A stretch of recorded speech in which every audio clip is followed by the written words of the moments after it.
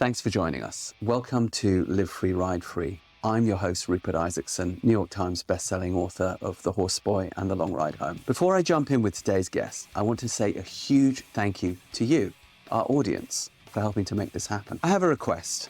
If you like what we do here, please give it a thumbs up, like, subscribe, tell a friend. It really, really helps us to make the progress. To find out about our certification courses, online video libraries, books, and other courses, please go to rupertisaacson.com. So now let's jump in. Welcome back. I have my friend Ralf Daab from Cologne in Germany on today. He's a publisher and has made his living his own way in many countries in the world, and has come to a point where the material has sort of given way to the spiritual. And he's a man who's very much explored how, as a Westerner, you can find your way to the shamanic, to the altered states of consciousness that open the window to the more indigenous way of looking at things, while still being in the West. And I think that that's a very useful thing for many of us, because as those of you listeners who know my background, spending a lot of time, for example, in the Kalahari in Africa with hunting and gathering peoples down there, it can be almost misleading to think, oh, well, that kind of life, that deeply spiritual life, that very connected life, that's something different. That happens down there in those other places with people who haven't sort of gone through the Judeo-Christian thing that we've all gone through, etc. I can't really do that because I'm up here in the Western economy and, stuck in that rat race and so on. And of course, we all know that's not really true. But I think it's really good to draw our attention sometimes to how people are doing it right here, right now in our culture. And particularly, how is that, can that be related to business? Can that be related to, how do you make a living when you decide, okay, I want to begin to explore these other ways of looking at the world, but I still have to kind of keep one foot pretty firmly in the here and now and the economy and all of that. And how do I dance that dance? And I think somebody like Ralf has quite a lot of insights for us that way. So I thought I'd have him on the show for Live Free, Ride Free, because he's a man who definitely does live free and ride free. And we can learn from him. So Ralf, thank you for coming on the show. Yeah. Hi, Rupert. Thank you for having me. It's a great pleasure to be on the show.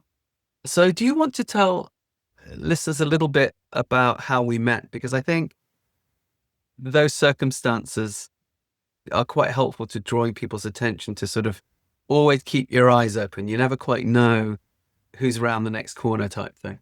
You want to have a... Yeah, it's a great story. I always tell people I was living in Wiesbaden back then. It was like 2 years ago. Wiesbaden in Germany, where we now live. Yeah. Wiesbaden in Germany.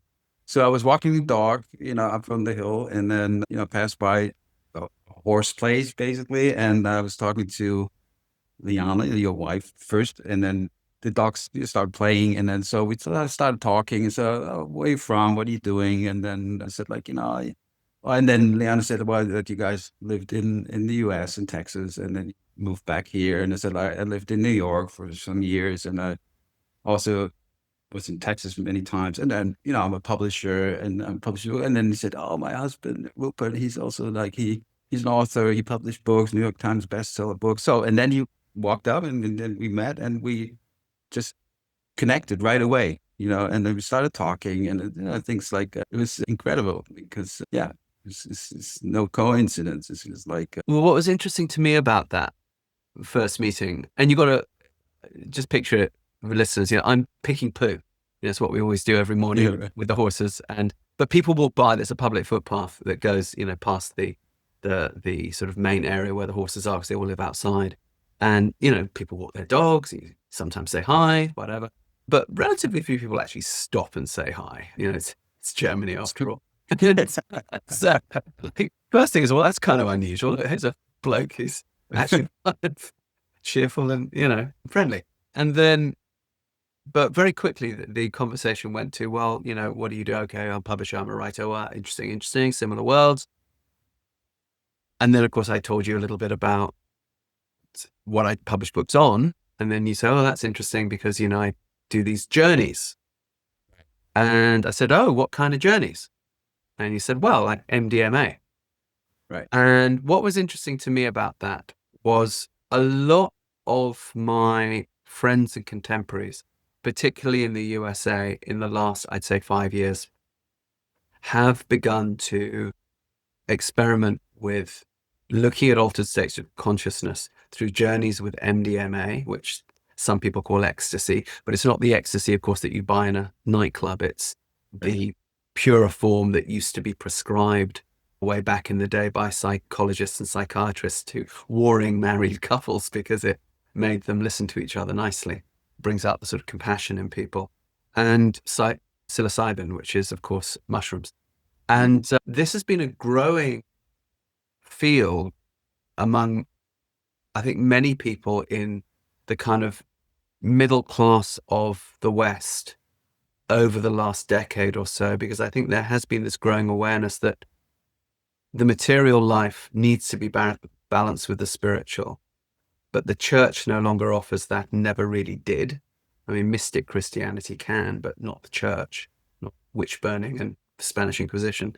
And so where to look? And so, of course, people began to look naturally to the Eastern philosophies, because with the British Empire, that kind of really opened up that route from India through England and then out to the rest of the West.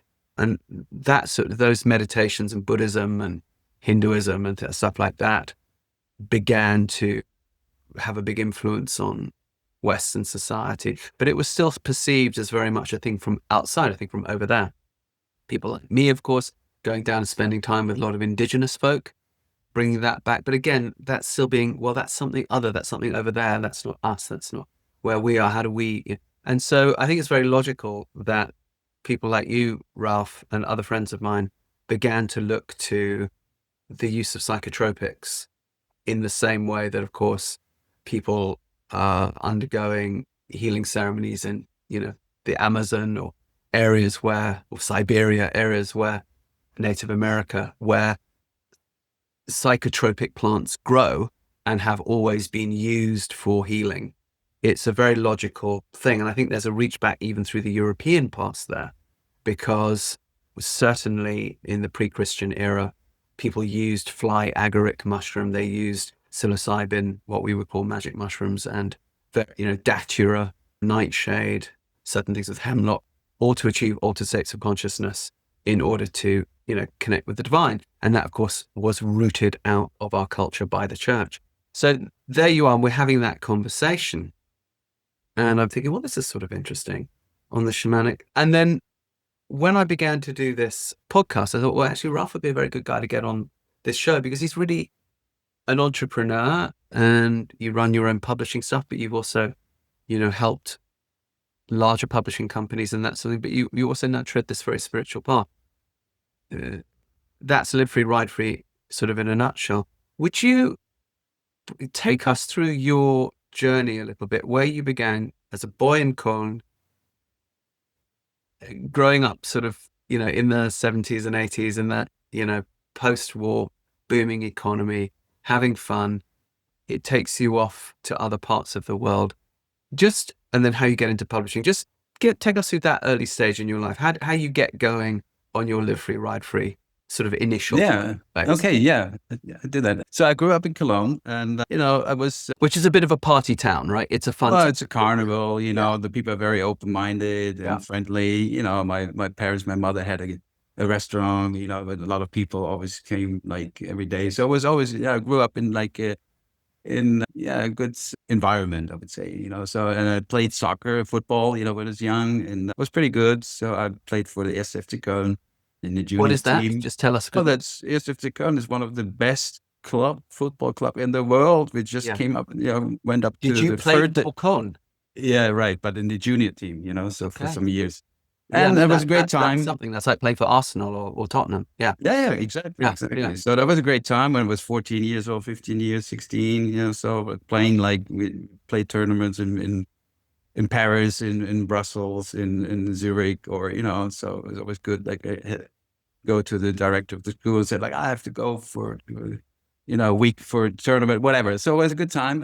And then I was, I was obviously going to school, and then I started university, but I knew right away from the beginning, it's not really what I really want to do. So I would start like my mom also did back then. So I would start like a friend, he was importing like t-shirts from California, like Big Wednesday. So I was like, oh, they're cool t-shirts, like surf shirts. I would start selling them out of the car, in the school and so on. And then other things like a hot tuna from Australia, like a brand, like really cool brand. So I said, no, let's open up a store. So with like when I was 22, I opened my first fashion store in Cologne. And then, with coincidence, somebody walked in and said like, yeah, I need like, 20 jackets. And turns out that he was from EMI, Electrola from the record company. And it was for Tina Turner's concert, like tour, so we got into the merchandise business for that. So I was always like doing things, and then a friend of mine, I was in New York first time in 1991. What sent you to New York? Just pleasure. It was just Okay. It This was was like before business. before business. It was like with a friend who went to New York for the first time, and another friend. He was also in New York, and he was working for Taschen, for the publisher. Taschen is a very famous German publishing house, Right, for those based in listeners. Cologne, but now the world, biggest art book publisher in the world. Yeah, And you've seen them, listeners, even if you don't know them. They're these right, amazing German art and fashion they photographic. have stores all over Yeah. the world, basically. So back then in the 90s, and then he said like, we're looking for somebody who could do like sales and marketing in the US. Are you interested? And I said, well, yes, of course. So I started working for Taschen as a sales manager for the US. And like the first year, 2 years traveling from Cologne to the US, like, visiting like, I don't know, first trip was 20 cities in like 4 weeks, every day another city. So that was a great time. And then I moved to New York in 1995, and I moved there. It was just for a year. And then I stayed there a total of like almost 6 years. So setting up the office there and then all sales and marketing, that was a great time. It was like my early 30s. So yeah, that's how I got into publishing, international publishing also. And then I moved back, and my son Lucas was born in New York. And then we decided to go back to Cologne. And then I started working for another publisher for 3 years. You know, I was responsible for setting up a program. So I developed the book program and international distribution. So, and then I decided to start my own publishing house in 2003. And so then I would travel a lot, all over the place, like Asia a lot, then the US a lot, of course, Europe. And so I was always in things like, what can you do? Like develop new things. I have so many ideas, and then we got to a point where publishing in general became difficult. I had problems with the banks, the investors, and the whole thing. And then so at the end, I had to close the company, basically file for Chapter 11, which is like insolvency. And it was a really tough time. And then the marriage ended. I was kind of lost, that was like 2000 now, like 15, 16 around then. So it was about 8, 9 years ago. And so I was kind of lost and said, like, what can you do? Like my life, so, and I did like a photo exhibition, for example. I took some photos. I did like an exhibition, and then I decided like let's go back into publishing, and so I started to create books again. But at the same time, I was always like looking for new things. But so I got into the meditation thing. So I was reading books, listening to podcasts about meditation, or Why? Why did you get into meditation yeah, suddenly? because I was like kind of felt like I needed to do something else, like going out of like this business, well, the business thing or the life of like, just traveling around and being like stressed and everything. So, and then I started also doing sports again, and also mindfulness things, Had you like always following. kind of in the back of your mind thought, oh, that meditation thing, I kind of want to get into that, but I'll do that later, or was Yeah, it it was a more sudden thing, a more new thing? no, it was always there, kind of, like but it wasn't like every day. But I felt like I was at a point where I was like really lost, and that there's the only thing could help me. Like I could only help myself, So And it was good. So I, did love sports again, running, and so I felt a little better. And then it got to a point like I was, talking to a friend, and he told me about a seminar he went to, and he said like it was the best thing he did in his life. And then he told me everything about it, and then I said, like, yeah, I want to do it, and that's how I got into my first journey of the MDMA. Yeah, that Now, was I presume because you've been living in New York, you'd been in fashion, you'd been in sport, you'd been in publishing. Recreational drug use must have been something with which you were quite familiar. I mean, I know I certainly. no, not really. No, not really. No. No. So because I remember, for example, when I was in my earliest 20s, this is back like 8,000 years ago, I think before the invention of the wheel, I tried MDMA.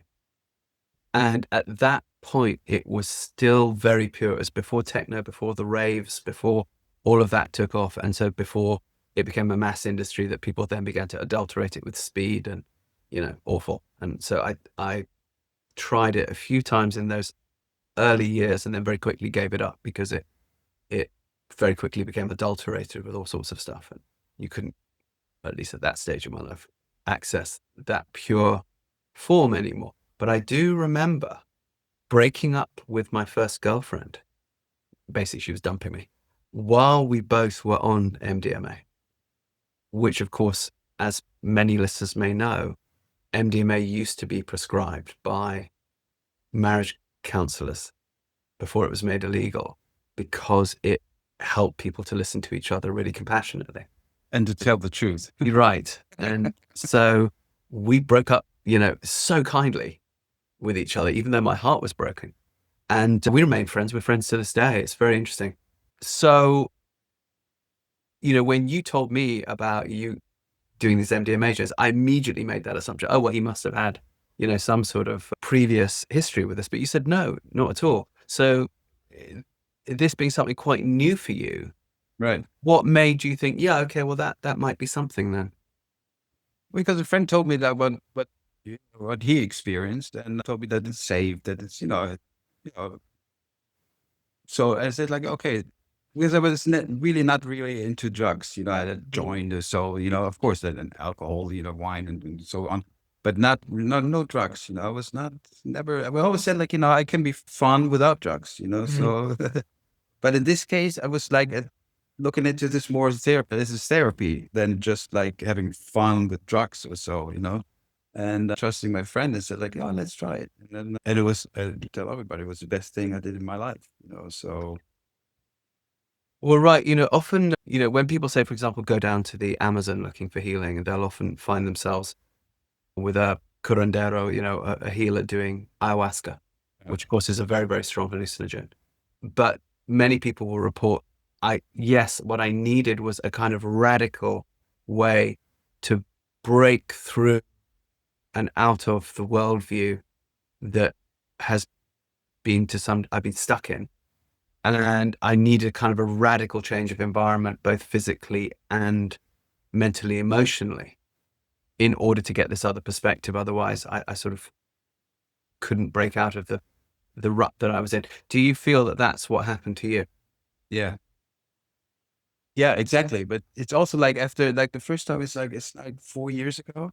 So, and it's a whole process. Yeah, I realized now after 4 years, I did like many times, different ways, different locations, like I ended up like, some places and I also tried other things, with mushrooms and so on.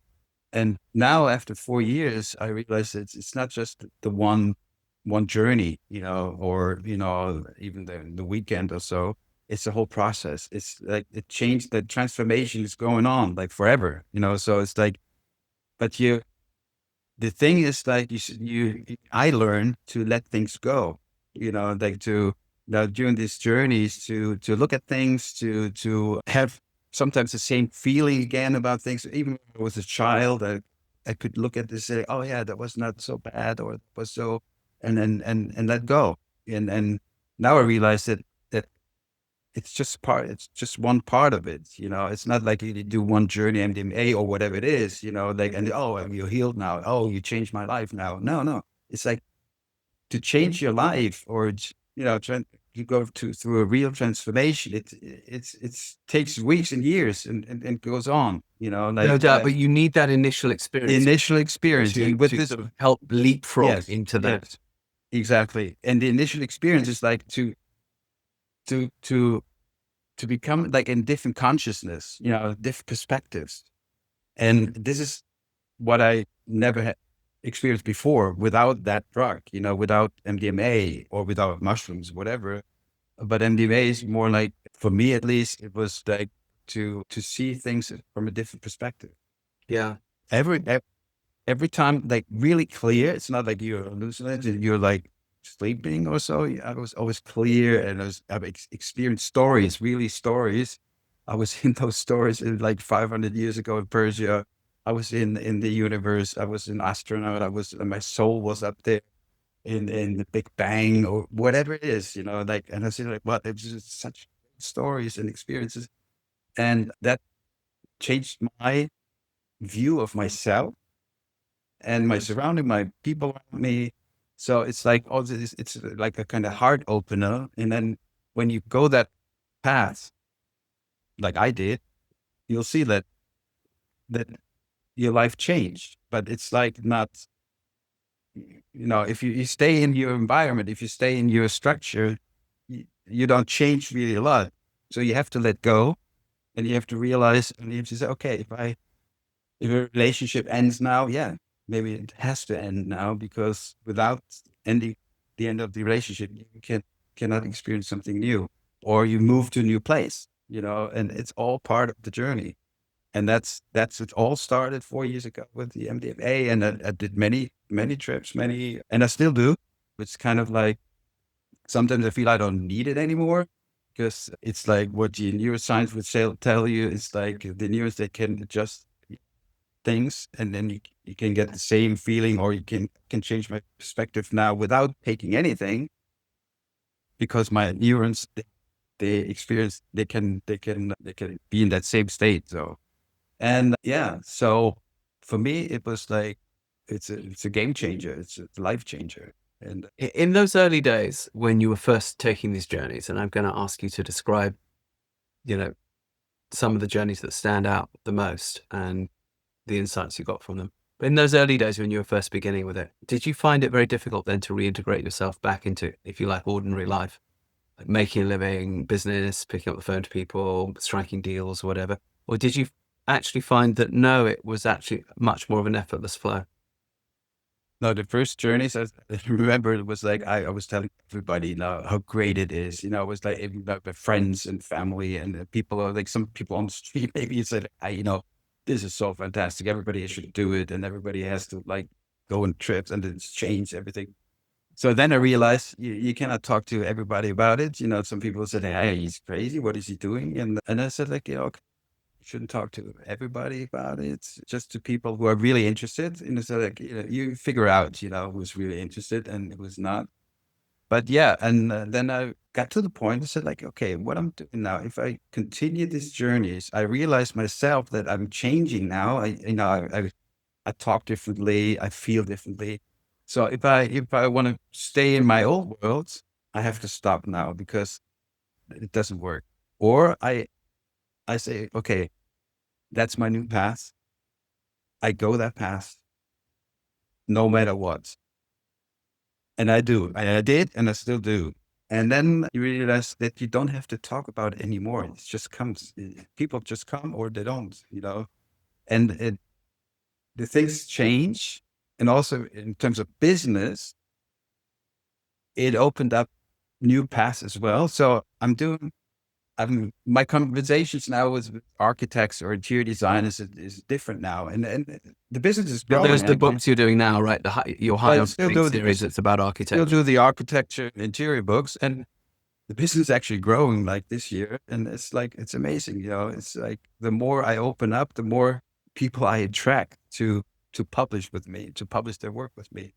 Plus, I've written my own book about the stories. A little book I published myself under my new label, High on Living. It came out like in February, and it's selling quite good. Tell us about the book. What is it? What's it called? Yeah, I wrote the stories, like the stories I experienced on the journeys. I wrote them down. It's like 32 episodes in the book. They're short episodes, so, and it's, yeah, you can read it and get really good responses for people to say, okay, yeah, this is really cool. I can see myself in this story, like up in the universe, or I journey to myself, in my own cells, in my own nothing. When you're in your own atom, there's nothing there. But then I experienced the most energy ever experienced. So, and it opened up everything and started to love myself. Self-love is basically I experienced on one of the journeys. Like I was myself, said, wow, this is love. I didn't know what love is before. Love, I thought I could love my wife or my parents, my son, but this kind of love I didn't know before. So I wrote this little book, and actually it was like when I moved here to Opco, 2 days later, I was like posting a video on Instagram saying, living up here now in the nature. And I got like from my former employee, Laura, she used to work for me in Cologne, like 10, 12, 13 years ago. She's like, she wrote on Instagram, like, what are you doing there? I said, like, well, I live here now. Well, she said, like, I live in Uncle, like right here in the village, like for 10 years. So let's meet. And her husband was also involved in Uncle in the reading day, like where authors came to do readings. And so he took me into the program. So I was there officially in Uncle and did 2 readings that day. It was fun. People came and listened to my stories. And Tell us the name of the book. the book is named Da bist du wieder. There you are again. Da bist There du you are wieder. again. 32 episodes, Soul Journey auf Seelenreise. Eine Seelenreise in 32 Episoden. That's the subtitle. Seelenreise, a Seelenreise. being journey. Right. And it's a nice little book, and people like it. So that's the basic. And with that book, I'm getting now 3 more authors. Like I have one author in Hamburg now, like Christine. She wrote a book about her journey, like 1 year. She traveled with her family around the world. She wrote a really nice book. So I'm going to publish that book under High on Living and others. So then through that, the new publishing part, we call it High on Journey. High on Living, or on Journey, High on Living, is a new division kind of like where I'm going to publish the stories of people with who want to write their book about their own story and bring it out to the world. And it's really cool. So that, through my path, through my journeys, I got into a new business basically. And it's really interesting to see like how people are attracted to that. It's also part of like, I think the future where people think about more how you run a business and what kind of business is good. So I remember like a year ago, I posted something on LinkedIn saying, I'm going like the spiritual entrepreneurship is the new thing, kind of. You have social entrepreneurship where you got the sustainability and all that kind of stuff. But the spiritual entrepreneurship is something it's in the future, like especially the young generations looking to start, is basically what kind of product or service you can do for everybody. There's not like, of course, you run a business and you should make money with it, So it's not like, but in a different way. It's not like you make money no matter what, and keep it all for yourself. Like we have nowadays with all the Jeff Bezos and things. You have like super yachts, and so no, that's not spiritual entrepreneurship. It's like for everybody, and that's the kind of thing I'm looking into, and that's how I wanted to start or build up my new publishing division, also as a community. And it's all together now. And like started with my first MD major like 4 years ago. It's incredible what happens ever since, So, and it goes on, So So let's talk about some of those journeys. Tell us about the first journey you did, and then I want you to give us some windows on some of those other journeys. Let's start with your first journey 4 years ago. well, the first journey was like I was, you put the music on. You take it, and then it takes like half an hour or so, and then you put the music on. You're lying down You're lying down on the in mat, a quiet room. quiet room. Yeah, Someone is there with you to look after you a bit. yeah, right. It's better. Like setting is very important. So Someone you're with not some alone experience. with experience, and you can have also like conversations, during your journey. So I was looking out the window and I saw like birds flying and said like, oh, that's fun. Let's fly with birds. So and I really, my soul left my body and I went up to the and fly with played with the birds. And then I suddenly went further through the clouds, through the sky, and I was up in the universe. And then I saw the Earth from above and how beautiful this blue planet was standing, looked like standing still. I was really like, it wasn't like looking at a picture. It was like I was there. My soul was up there. And I looked at this beautiful planet. I said like, oh my God, this is so beautiful. And what are we doing here? And then suddenly I had like a drag, kind of like I was so fast. I said, like, what the Earth doesn't stand still. It turns like in one day. We have a speed of 1,600 kilometers per hour. We're moving, but we don't feel it. So and the Earth is moving around the sun with a speed of 100,000 kilometers per hour, and it's incredible. Like, and you go, what? And you don't feel it, but and then I realized, hey, this is amazing, but it's also like, so it changed my perspective, like being on that planet. You know what I mean? It's like seeing from outside and feeling the speed, and I almost felt like I'm nothing. And how big the universe is, and how everything is. It's so great. So I said, like, who am I? What am I doing here? Why we have wars on Earth? Why we are so crazy people? Like, so that first journey changed my perspective of everything, myself, the Earth, the universe. And then I got back into my body and I was laying there. I said like, wow, this was incredible. I've never had this experience before. And it felt like, not looking at TV or in the picture. It was like my soul was up there. And maybe it was. I think it was because maybe my soul was up there in former life or whatever, So, and that's a difference of, maybe just meditation or being like in a different consciousness. Well, I think consciousness is the word there. Listening to the current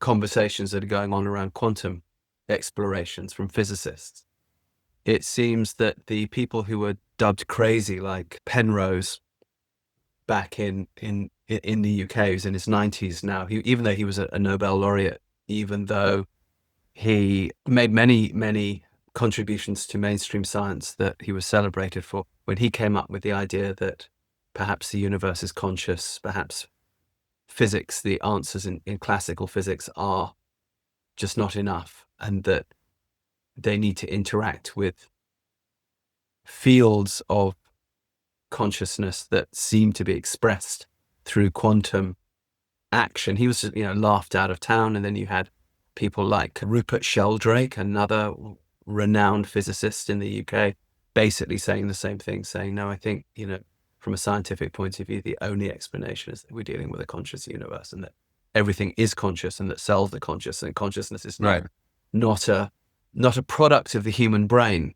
that the human brain comes from consciousness, and that old sort of Judeo-Christian idea of from Descartes in the 17th century, I think, therefore I am. Right. And so therefore only humans, have spirituality, emotion, soul, blah, blah, blah. And of course, this was taken up by the church with great alacrity because it meant one could get away with doing all sorts of horrible things, because then you could also have a hierarchy within humans, who's more worthy than others. And of course, that turned out to be white people, especially, ones who are going to go and do some colonizing. All of that seems to be breaking down now. And the people who are exploring fields of consciousness in the Western world all seem to be coming to this conclusion. Talk us through your next journeys, because that was sort of your icebreaker, if you like, Right. where you got the new perspective. And I remember having that same response when I was sort of in my late teens, early 20s. I think when I first ever did psychotropics, I think I was living in Canada actually at the time, and when I first did LSD, and I realized this is before any of my exposure to sort of shamanism or anything like that. And I remember thinking, this is really useful because this is like being taken up to a window on spirituality or window on altered consciousness or what now people might call other fields, but you can't really go through that window. The drug is also, it gives you the perspective, but also it's a limitation. And then later, when I encountered, Sun, Bushman, healers and others who could go through that window, of course, my life changed. But I remember thinking very early, yes, this is great. I'm so glad I got a chance to see through this window, but I can't go through that window. So you kind of a bit did go through the window on that first trip, but not perhaps fully, right? You're still aware, well, this is a medicine I've taken, or this is a drug that I've taken. It's brought me here. How does it then develop? Talk us through the next couple. When's the next sort of most significant moment in these journeys that stands out for you? Right. And this is really the most significant story. I was like, before I went on the journey, I said, like, I want to really know, what am I doing in my life here? What is my purpose? What is my calling? Like, am I really doing the things I'm supposed to? Like, so sometimes you can ask questions before, but it's not necessarily that it comes up. The subconscious will tell you what's important. But in this case, it came up. And so I was listening to music. It was the same thing. It was on the mattress listening to music, and it was like kind of Arabian melody music. So and suddenly I saw myself on a bazaar in Persia, but some 100 years ago. So I was walking through the bazaar, looking at beautiful things like vases, like carpets, like beautiful things, and the people like who were selling, they know me. They offer me and say, "Oh, take a look at here and there and there." So and then suddenly two guards came, like soldiers, and they tapped me and said, like, "Oh, you're Ralf, right?" And yeah, I said, like, "Yeah, come on, the Sultan wants to see you." I said, "The Sultan? Why the Sultan?" "Yeah, come on." So and I'm telling this story. I'm really in that story. I'm not, looking from the outside and then see that I'm in the story. It's the same thing as I said before. My soul was like up in space. Now my soul was in Persia some 100 years ago. And I could hear the voices. I could see everything like as I would be there. Like, so I was I was, walking through the palace and towards the Sultan. So the Sultan said, "Oh, hello, Ralph. Nice to see you. Glad you came." And then he said that this is it. "They say you can see the beauty. Show me the beauty in this world because I cannot see the beauty. Show the beauty to me and I will make you rich." So I said, "Okay, all right." So and then this stopped. The story stopped, and it was like in the conversation with the guy was with me. He said, like, what I could just experience. I was with a sultan like some 100 years ago in Persia. He said, "Yeah, what does it mean? Like, your subconscious wants to tell you something."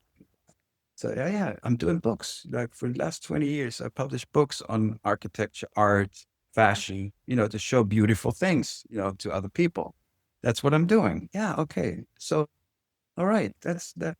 So now I know that I'm doing the right thing, because that's what my subconscious told me. Now the thing is, like, one of the next, not the next one, but the journey after, like, I don't know, 4 months later, Did or the 5 months. Sultan feel that you did show him the beauty, or did Yeah, it and let me say implicitly? that the story continues. Like 4 months later, same music comes up, mattress, and I was like, "Oh, I'm in Persia again," and I said, "Oh, let's see what's going to happen." So I'm in front of the Sultan again, and he says, like, "Oh, yeah, I'm glad you're back. I watch you, and then you do a good job. Continue. It's all right. That you're doing the right thing. But I have to tell you something." I said, "Okay, what do you have to tell?" And he says, "I don't exist." I said, "What do you mean you don't exist? Who are you?" And then he says, "This, I'm God, I'm the universe, and I'm you." And then he vanished. He exploded. He's gone. The palace is gone. Everything is gone. I'm on the mattress. I'm back. And I said, "What?" Yeah. And then talking to the guy, I said, "Yeah, what just happens is that the high spiritual experience saying, like, it's all in myself. I'm me. The Sultan is just, I'm you." He said, like, it's in me. So it's all there. And that's an incredible story.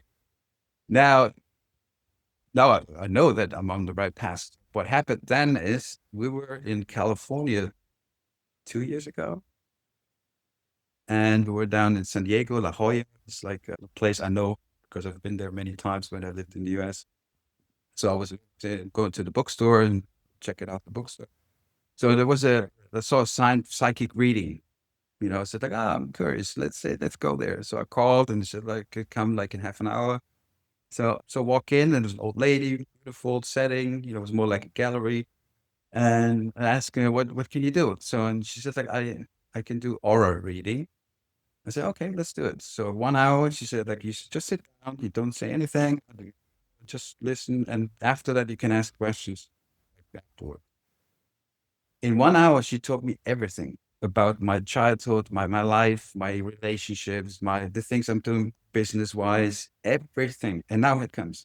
Then she told me, in a former life, you were in Persia on a bazaar. You were responsible to show people beautiful things. Can you imagine? Like a psychic reader in California. That's real. That's not a journey. That's real life. She tells me the story I experienced on an MDMA journey 6 months before. Incredible. And then after, especially then, and that's something real. Now I know it's there. It doesn't matter if it's a journey, MDMA, or it's real life. It's the same basically. And how can she possibly know that? And Did you ask her how she knew? yeah. And she said like that. She said like when I walked in, she said like she could see everything. I was open. She said like, you were very open. And then I told her about the journeys.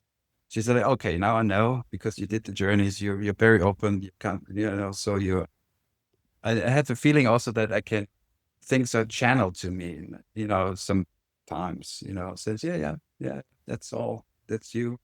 And it's incredible. Then after that, she said like, okay, now I'm really like the next level of myself, basically, so, and that showed me that what in me, in my subconscious comes out through the MDMA journey. It's in real life. It's like Carl Jung would say, like synchronicity happens, like you experience things in real life. Maybe you have a dream or you have a journey, MDMA journey, whatever, or maybe mushrooms and things are happening. And that's, I think, great. It opens up many Did doors. she elucidate, or do you feel that what's going on with a thing like that is that you were dealing actually with a linear timeline? Like, I used to be that person. I'm now reincarnated as this person. Or do you or she feel that no, these are existing and overlapping parallel fields of consciousness, which are perhaps all happening simultaneously? Yeah, it's more like I experience it happening all at the same time. So you are still the Yeah, it's all person in Persia, yeah. and you are still whoever you were or will Right, be. right. Even like in former lives, but also now I'm still the young Ralph, the baby Ralph, the 5-year-old Ralph, the 15-year-old Ralph. I'm also the 90-year-old Ralph, old Ralph already. Everything's at the same time. It's just a different perspective. When you look at this, you can say it's just if I'm now 60 years old. So if I go like 55 light years away, I look to the earth and I see the 5-year-old Ralph. So it's all at the same time. And the great thing is what I experienced myself is to find the 5-year-old Ralph again in me, to let the young Ralph play again, like, be silly, be, open. And that's a great thing. So to know that everything is there at the same time. Time is nothing. Time is, Was it Einstein who said that time may just be a particularly stubborn illusion brought about by gravity? I'm not sure I understand that, but that's certainly something he said. But I suppose I could actually, because if you add weight and mass to things, you've probably seen those diagrams of the idea of space and time being like a net, and you've got a planet ball that sits on it, like that. yeah. That raw kind of effect of like the ball on the blanket, where the blanket then gets a big bulge in it. If we're sort of in the middle of that, we then might experience that heaviness, that weight as time. Could that be? I mean, that sounds as feasible as anything else to me. I don't see why that wouldn't be, Right. particularly when you've got people like Einstein saying it. Okay, take us through the next thing. But before you get there, there's actually just something I'd like to also add. When I've been with Indigenous peoples, frequently their perception of time is not linear. It's often more vertical. The idea is, again, that it's all these things are happening simultaneously. Your own lifespan is happening simultaneously. You are, as you say, your young self, your old self, your dead self, your previous self, your next self, all of that. That's all at the same time. It's just that where your awareness is now. Yeah. And that, of course, there is only the present, because no one's ever been able to see anything else. But there are all those presents are constantly going on together. And I've had that presented to me many, many times in Indigenous settings, and then watch people do really interesting things with that. They don't just say it, but then they will go into an altered state of consciousness and in front of my eyes pull something physically out of somebody's body who's sick and they get well again. I've seen that. Many people who've gone and spent time in those sorts of parts of the world would have similar stories. So clearly it's being put to some sort of practical use. It's just within our context, in our culture, we find it confusing. Tell us then again, there's you in Persia twice. There you are in San Diego, and the lady says, "Oh yeah, you were in Persia." What's the next one that takes you deeper? As you know, if you followed any of my work, I'm an autism dad, and we have a whole career before this podcast in helping people with neurodivergence, either who are professionals in the field. Are you a therapist? Are you a caregiver? Are you a parent? Or are you somebody with neurodivergence? When my son, Rowan, was diagnosed with autism in 2004, I really didn't know what to do. So I reached out for mentorship, and I found it through an amazing adult autistic woman who's very famous, Dr. Temple Grandin. And she told me what to do. And it's been working so amazingly for the last 20 years that not only is my son basically independent, but we've helped countless thousands of others reach the same goal, working in schools, working at home, working in therapy settings. If you would like to learn this cutting edge neuroscience-backed approach, it's called Movement Method. You can learn it online. You can learn it very, very simply. It's almost laughably simple. The important thing is to begin. Let yourself be mentored, as I was, by Dr. Grandin, and see what results can follow. Go to this website, newtrailslearning.com. Sign up as a gold member. Take the online Movement Method course. It's in 40 countries. Let us know how it goes for you. We really want to know. We really want to help people like me, people like you out there live their best life, to live free, ride free, see what happens. I can tell you a story. I mean, we are under us now. No, he's very confidential. Oh, no.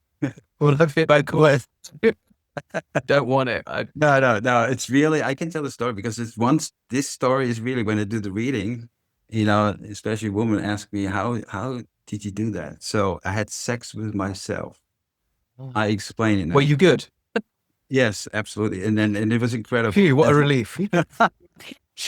Can you imagine if you thought, well, that was a bit shit.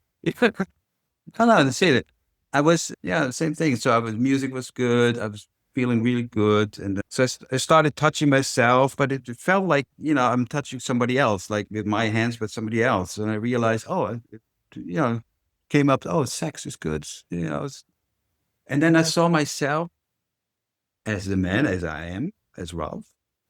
But then I realized there's something different. So I was also the woman. I was both. I was me and the woman. And I felt both, both sides, basically, both feels. I could feel myself. And when I, as Ralf, as a man, touched the woman, the Ralf, whatever name, I could feel both sides. So, and then we had sex, and then we really had sex. So Did you enter yourself? Yes. So did you feel yourself being entered by you? Yes. Okay, so you as a man know what it feels like to penetrate. How did it feel to be penetrated? from that Very, feeling? very, very, very good. It felt very. Like what can you be more specific? Like I felt it was very tender. It was like smooth. It was lovely. It was, very. what was the emotional component of having this lover inside you? It was love. It felt like love. Like everything. So it felt like I would be one once. Everything in both. But I had the feminine side and I had the masculine side. And it was incredible. So for me as a man afterwards, I was thinking like, okay, it's good. I'm very soft. I'm tender. I'm a good man. I'm very, so I think that woman feel good in with me. So, and the other side was like, oh yeah, he's great. So it was both sides. It's incredible. Like when Do you after think it was an really, exercise in self-acceptance in some metaphorical? yeah, kind of, yes. Yeah. And it's funny, like when I do the readings, most women ask me, "Oh, how does it feel?" And then how does it work to get into that feeling? Because they want to experience the same thing, but also as a man, Sure. Well, I you think know. everyone has that curiosity. And then for me, it was like this journey was like to show me that everything is also in me, but the feminine side and the masculine side. And my feminine part, I would say, is also, I would say, a bit larger than maybe other men. So I have real good feminine side also. And that was this journey, to experience the sexual part on both sides. So, yeah. It's That, interesting you say that because it's not exactly a recurring dream, but it's a dream where there's a recognition that is recurring, where sometimes I meet a young woman, and this has happened to me, many times over the decades. And there's this absolute falling in love, but also a sense of, I know you. And sometimes we make love and sometimes we don't, but there's always this great joy, a feeling of homecoming mm, and acceptance. And then when I wake up, sometimes I wake up with tears, not from loss, not because I've had to wake up and that person is gone, but sort of tears of joy. And then at a heart level, what comes through is, oh, that was your soul. You met your soul. And it's interesting to me that my soul is always feminine. And occasionally it's a horse. Occasionally I meet a horse that talks. We don't make love, but we do hang out. And the interactions we have are very sweet, are very loving. There is this feeling of a family or so. Less romantic than when I meet the young woman, but nonetheless the same exact feeling and the same heart thought. That's your soul. And then I'm always so grateful afterwards. I always do a meditation or pray around gratitude, say thank you, thank you, thank you, God, universe, for allowing me to make contact with my soul like that, because it means that I can carry that feeling around with me, almost like a little happiness garden inside myself. And it sounds like you're describing a very, very intense version of something like that, perhaps. mhm. Has that happened to you again since, or No, was that a one time? never one time. Yeah. Yeah. But Do it's you, there now. Now I know, like, it's in me. Like, right. Do you feel you can access that state? yeah, it's with everything, the thing is like every story, Comforting. I like, think that's the word I'm trying to. yeah, right. Yeah. Every story I experience, like, it's in me. It's right there, in different situations. I can pull it up and say, oh yeah, there's another great story I'll tell you. Please. I always had a dream for years because you were talking about a dream in real life. Like I had dream like years and years and years. I was flying a lot, when in New York, I was like always on, plane, like, I don't know, every week almost. I never had fear of flying or, something. But in that dream, the plane crashed and in the dark woods. So I survive, and everybody in the plane survives. So, but I'm standing in the front of the the wreckage, the plane, and then the dream always stops there in the in dark This is a space. dream outside of these MDMA journey. Right. Like the dream I had like for years, 10 years or so, Okay. even more, 15 years or so. So I'm standing in front of the wreckage, and it's dark, and then the dream stops there. I wake up, and the dream stops there. So on one of the journeys, the dream comes up. Same thing. I'm standing in front of the wreckage, and now I start walking into the darkness. I could see nothing. It was just black. Woods and black, nothing. Could see anything. I keep walking, and then suddenly a girl stands there in this white skirt, like 5 year, 4 year, and she puts me like an amulet around my neck, and then she tells me there, go your path into the light, walk into the light. So I keep walking. Suddenly I see a light, in the woods. So I get there, and there's a huge deer, like in the middle, standing there in the light. And he steps aside, and I go in there, and I start dancing in that space where the light is. And then suddenly I'm on a stage. I'm at a huge stage, and then the curtains open, and there are thousands of people applauding. And then I'm back there on stage dancing again.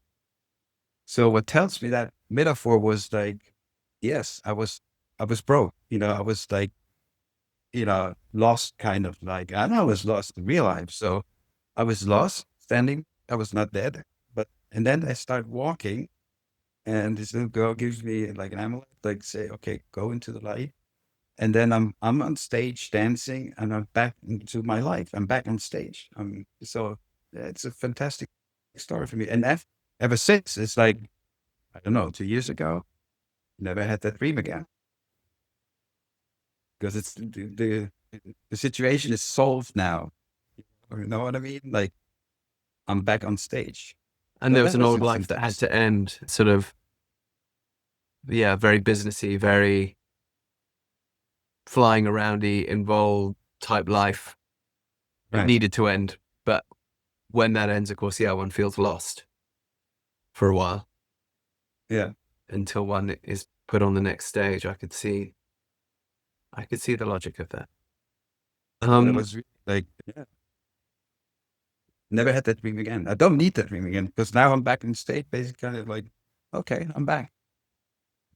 Now, before we come to where you're back to, which is different to where you were, and perhaps an old self did have to die, talk to me about death. So with these journeys, you experienced perspective, you experienced love and self-acceptance, you experienced different fields of consciousness and vertical parallel timelines. I know what you do. Yeah. Have you experienced death? And if so, Yeah.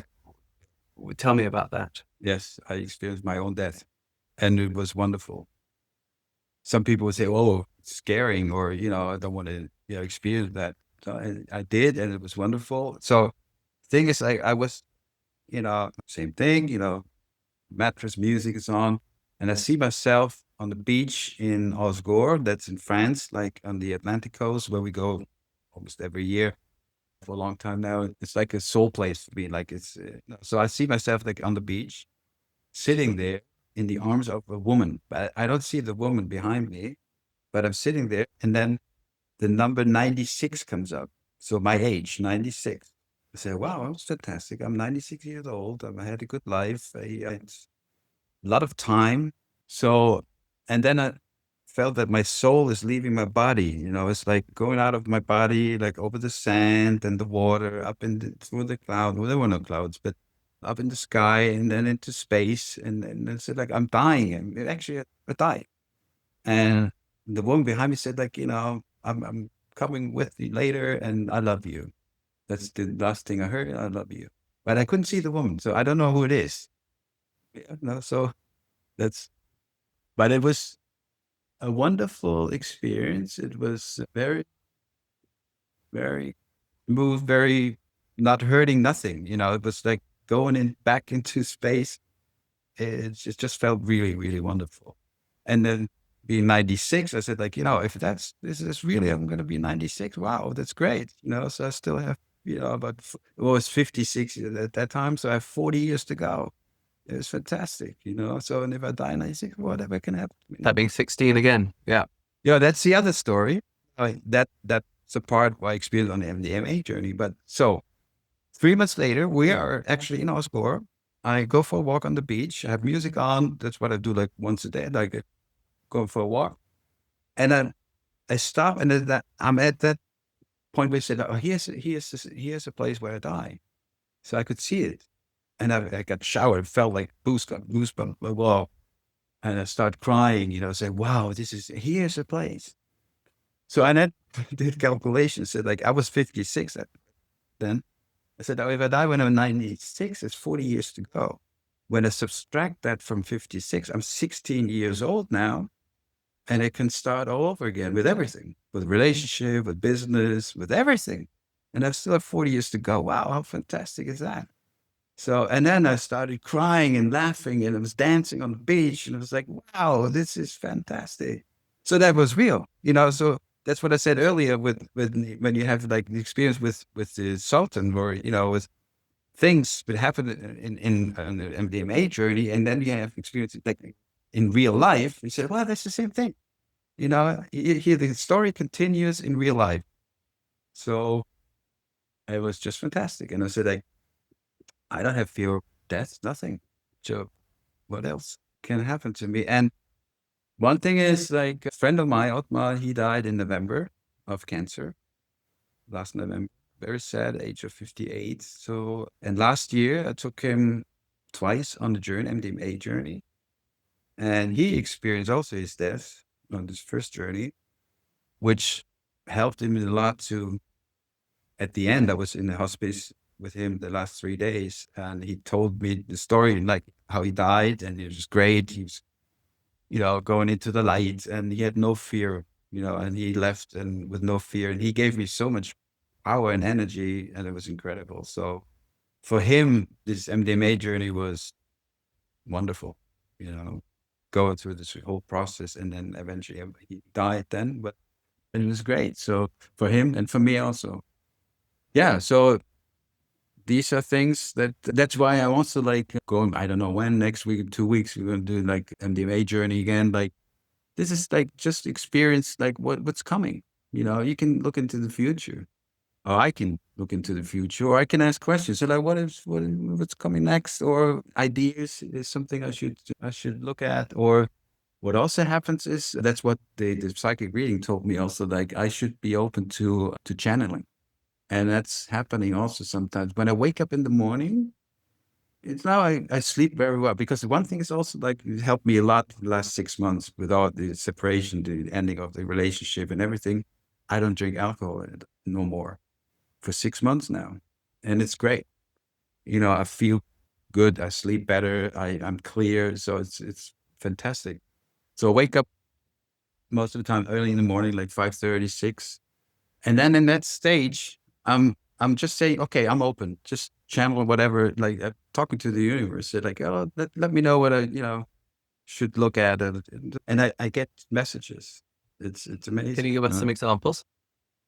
Yeah, it's like some people come up and say, oh, you should talk to him. Or there's some people like yesterday, for example, was some like really like a name came up, or I saw the picture actually of a person who I've seen for like years.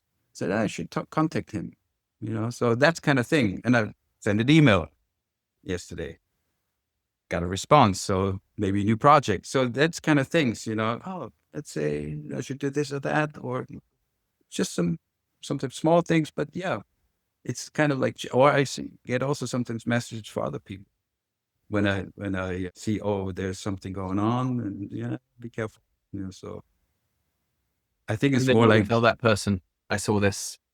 Yeah. Your eyes open.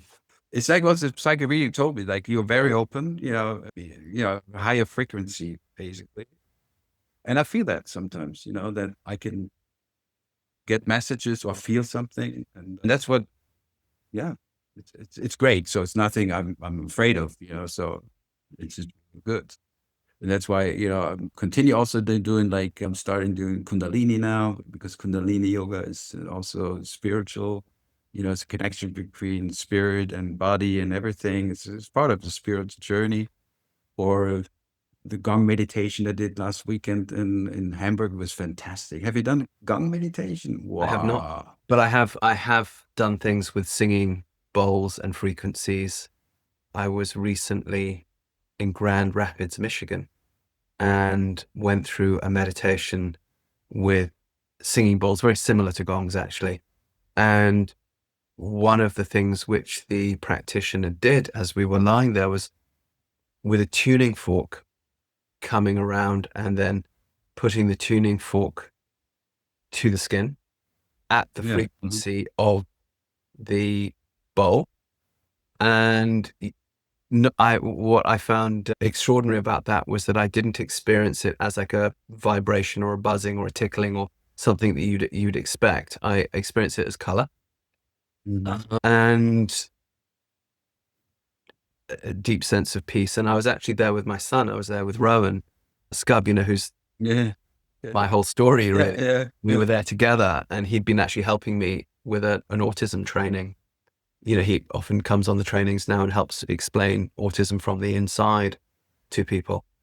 And to be going through that experience with him was lovely. And actually that what you just said brings me sort of to the next thing, which is I think some people will be listening saying, oh, well, does that mean I have to do a psychotropic substance in order to begin to access these states? And of course, the answer is no. No. All of my early experiences with those altered state of consciousness as healing have been with cultures where those plants just don't grow. So, for example, in the Kalahari in Southern Africa, there are no psychotropics. So the healers dance themselves into trance, but then are incredibly effective, whether they are healing or whether they're contacting ancestor spirits for answers to a dilemma, or whether it's hunting magic and they just need to know where the lions are so they can go the other way the next day, or. And of course, those who know my story know that it even got tied up with the human rights and political struggle that the Sun were in, that I was helping with, where I realized that what was happening was the lawyers that we were hiring for them, because they'd been kicked off their land illegally to make way for diamond mines, were going and talking to the community, who would then go and talk to their healers, who would then go into trance and go into the spirit world, come back with a series of instructions, tell that to the community, who would then tell that to the lawyers, and then that would be the strategy for the courtroom. But the lawyers had no idea that they were being directed from the spirit world. And when I realized that that was going on, I realized, oh my gosh, I can never tell these guys this because it'll put them off their game. But what happened was that, us with the measly, 100,000 that we managed to raise up against De Beers diamonds, the Bushmen won the largest land claim in African history, and then several more after that, and did indeed get to go home and did indeed see the whole process through. No psychotropics involved. Then a few years ago, I was going through a rather difficult period, and I was experiencing a lot of fear, and it was beginning to take over. And I was with a healer I know in the Americas who heals in the Lakota tradition, and there they do use a psychotropic. They use peyote, which is part, dimethyltryptamine, DMT, strongest hallucinogen known to man. And he said, Rupert, I can just see, we were in a sweat lodge, and I'd done that before sweating through. He said, I can see you need medicine, and I was like, no, I do. The last thing I need right now is, I'm just clinging on to my sanity by my fingernails. The last thing I need is some kind of psychotropic drug. Is, Rupert, how long have you known me? Do you feel I'm a professional or not? Good, fine.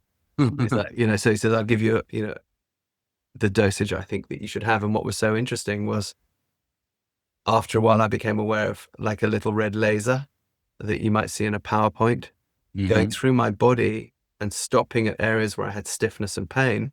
Mm. And it would go beep, and then it would move on, and the pain would, at that pace, would be gone. And then at a certain point, it crossed into my brain, and it started going around my brain, and everywhere it was finding fear and anxiety, it would stop and go, you know, and it would be gone. And like it was finding, cortisol scarring effectively from stress and taking that away, which we know oxytocin can do naturally. But this was happening very, very, very quickly. And I remember thinking, well, this is great, but, the drug's going to wear off and then it will all come back. But it never did. The healing was real and lasting.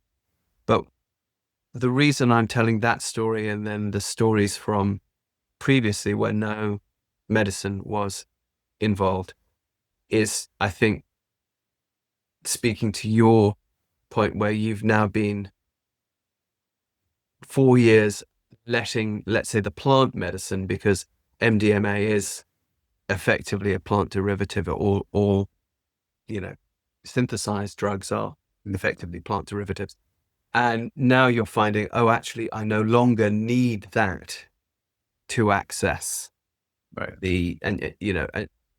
even though it doesn't mean I'm going to reject it, I will still continue to do those things. But I know it's done its job for having provided me the way through the window, if you like. Would you say that that's true? Yeah, exactly. It goes faster. I mean, there are different ways to, and everybody should find their own way to get there. It's just a little faster, I would say. It's something like you can do it like one day, basically a journey. And when you do other things, you have to train it. You have to really get into it. It like can take hours or like weeks, decades, decades. You can get there, but it takes a long time. So with MDMA or maybe other things like mushrooms and so, it gets faster because there's nothing you can do. You just it's gonna happen that way. Yeah, right. So it's basically just to bring the body to produce more dopamine or serotonin. Yeah. So, but but a lot of people are afraid, or they're like don't want to take drugs. Of course. Maybe self-control, whatever. And I always say, like, drugs, what is drugs? Like medicine is all drugs. And it's, as a therapy, it helps. I mean, like it's proven, so post-traumatic traumas, in other countries like Australia, it's legal now. They do it and they're working on it, I think also in the US and even in Europe. So it takes some years, but then it will be, for therapy, it will be legalized.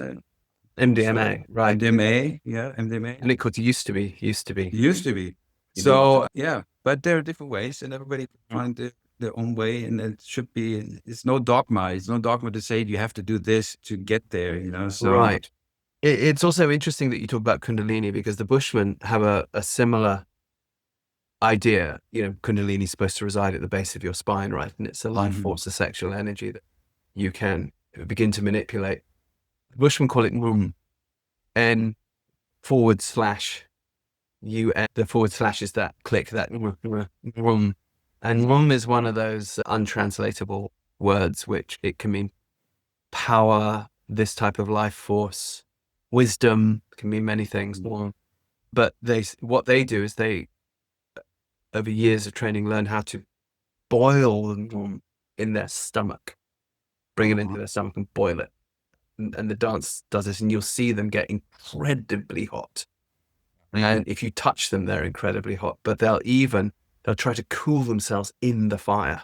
So they'll actually swallow coals. I've seen that many times, or lay in the fire, come up unburned. And then when the room is boiling, which is very painful, in the early stages, when they're younger healers, they'll often faint, or sometimes they would say die and have to be brought back. But as they get older, they learn how to ride it. And then this is when they can not just be in the spirit world and do what they need to do, but can pull things out of people, put things into people are needed. So it's clear that these things are as old as humanity, because the Bushmen are the oldest known culture on the planet.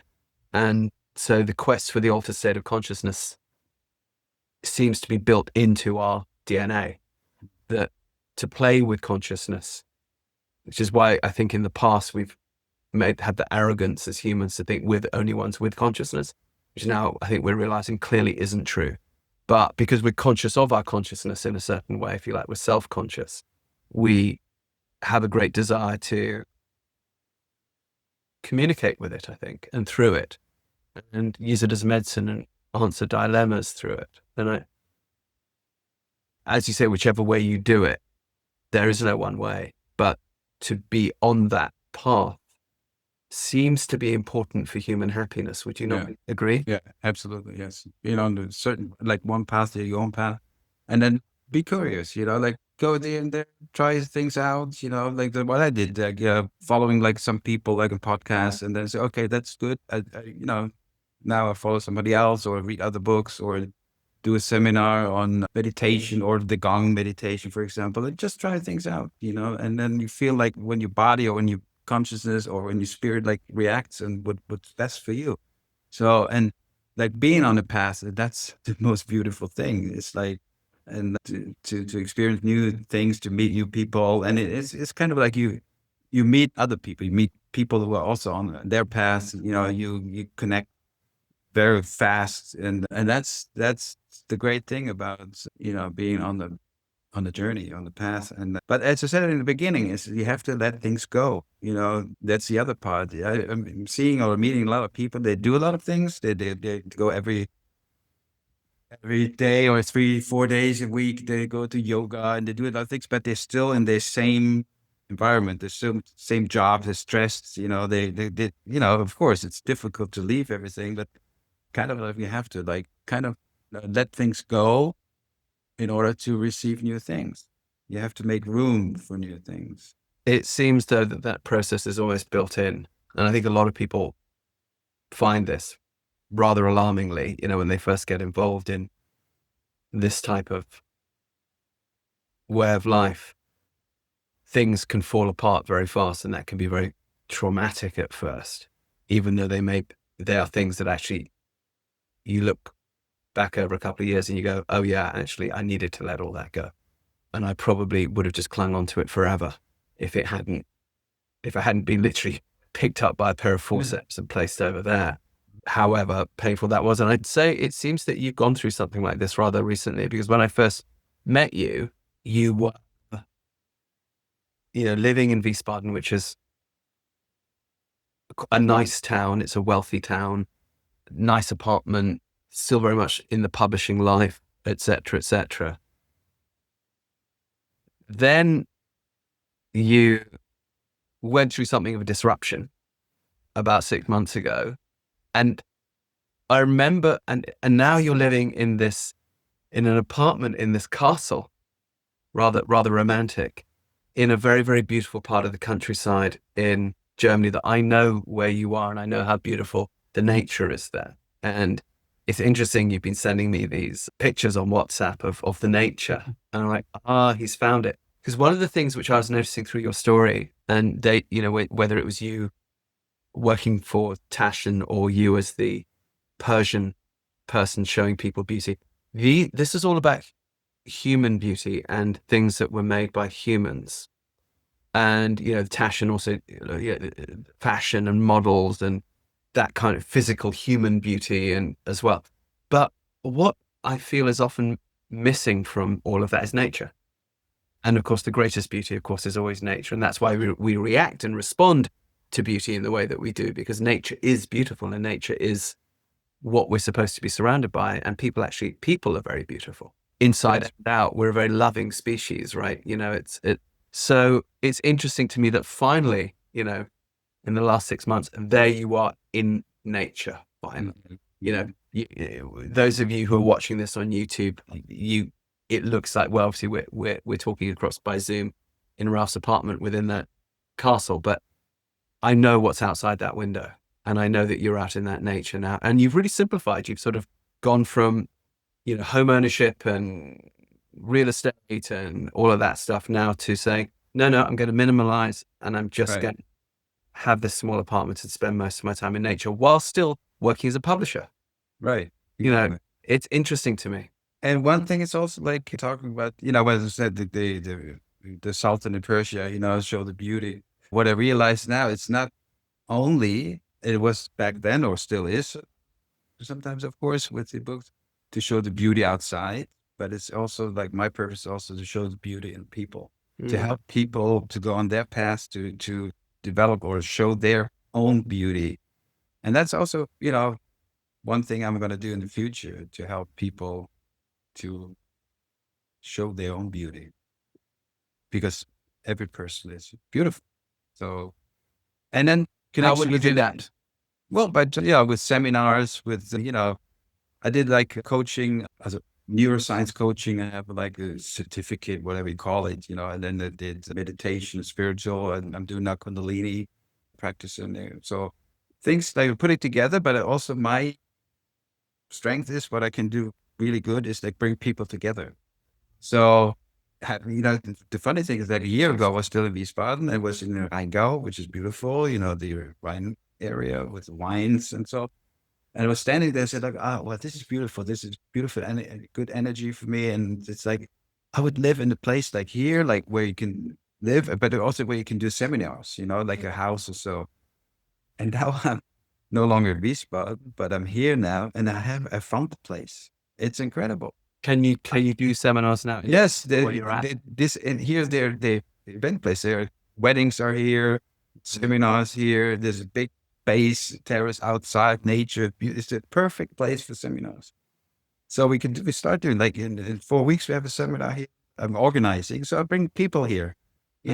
Organize things, festivals. I want to do a festival here, music festival, overlooking here the Rhine Valley. It's just incredible. So can you imagine like a year before, like last year, or it was more than a year. I mean, last year was there, and I had this vision, and now I'm here, and I can, and it's happening. So it's not, I had to leave things in Wiesbaden, and also the relationship, but now everything can come and can organize. I'm not looking for a relationship now, but never know. But everything can happen now. So. And you're still publishing. Yeah. So listen, if people want to read your book, There You Are Again, how do they find it? Well, there's a website. It's called books.by. It's a print on demand website. It's actually the company's based in Australia, but it's all over the world, and they can place order print on demand. So it's free shipping worldwide. You can place the order there. You can order the book, and they find a printer near you, like someplace. Let's say when you order here, maybe in Germany or in France, and they ship it to you free shipping, free of charge. I think it's 20. And that's in English, obviously. That's in Yeah, English. of course. There you English. are again. There you are again. Books English at books.by. So people go to books.by/HOL.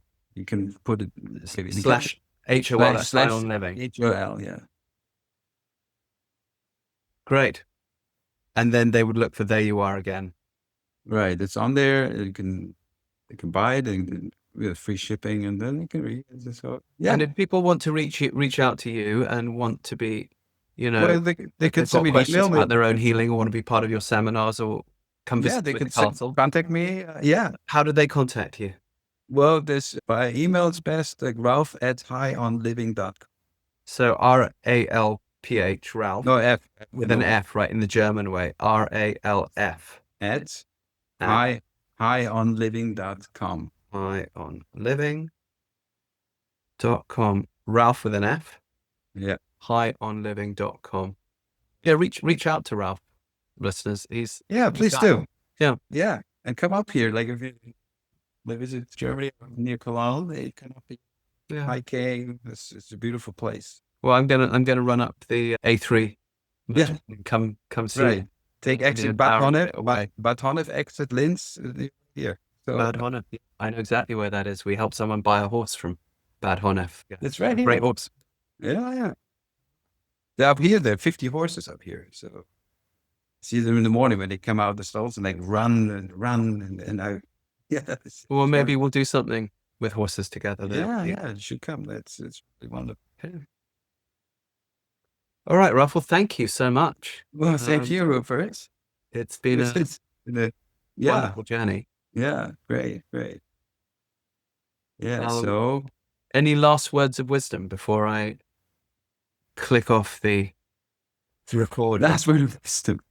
Well, I would say it's all energy. It's Albert Einstein says it's all energy. And that's what I feel now, going through all these journeys for the last 4 years is basically, even with my plant. My plant, when you see it here, it was like this tall, basically, in Wiesbaden. It didn't grow, but it didn't die. But here, it's growing like fast. I mean, it's beautiful. So I know I'm at the right place because the plant is feeling good. So it's all energy. It's Yeah, all energy. that's right. As Nikola Tesla said also, I think, if you want to know the secrets of the universe, you have to think in terms of energy, Yeah, frequency, and vibration. yeah, And it exactly. seems that, well, I guess every electronic device we use goes back to him. So Yeah, clearly these guys had, yeah. had something. All right. All Well, right. parallel universes, vertical timelines, medicines to help us radically shift our viewpoints. By the way, that's something I wanted just to throw in there. I was looking at the neuroscience of psychotropics, and it does seem that what happens with people is massively, massively augmented new neural pathway development when these happen, because of course it's also new, similar to what you get with novel movement, novel ways of moving, BDNF, brain-derived neurotrophic factor, which normally you only get through movement. It seems that this can be massively boosted with the use of psychotropics, and I guess our ancestors must have known this. Yeah. Yeah, Maybe that's absolutely. that thing of allowing us to see Mhm. what we can't normally see. So there you are again. There you Buy it go. from books.by/HOL. Give Ralph an email at ralf@highoonliving.com. Yeah. I All guess we'll right. see you on the next. Looking forward, to see you soon. Thank you for coming on. Thank you for having me. I hope you enjoyed today's conversation as much as I did. If you did, please help us to make more. Please like, subscribe, tell a friend, give us a thumbs up. If you'd like to support us on Patreon, please go to my website, rupertisaacson.com. And if you'd like to find out about our certification courses with autism, education, horsemanship, everyday shamanism, there's a whole range of cool stuff. Putting a show together like this is not an easy task. If you'd like to support us, please consider going to our Patreon page and showing us some love there. Even the smallest donation, it really helps us to keep the good content coming. So go to rupertisaacson.com and click on the Patreon link. Not to mention our excellent merch. Please go to our shop and check out some of our really cool rock and roll themed merch, t-shirts, hoodies, all that sort of thing. rupertisaacson.com, it's all there. I can't wait for our next guest and also to meet you there. In the meantime, remember, live free, ride free.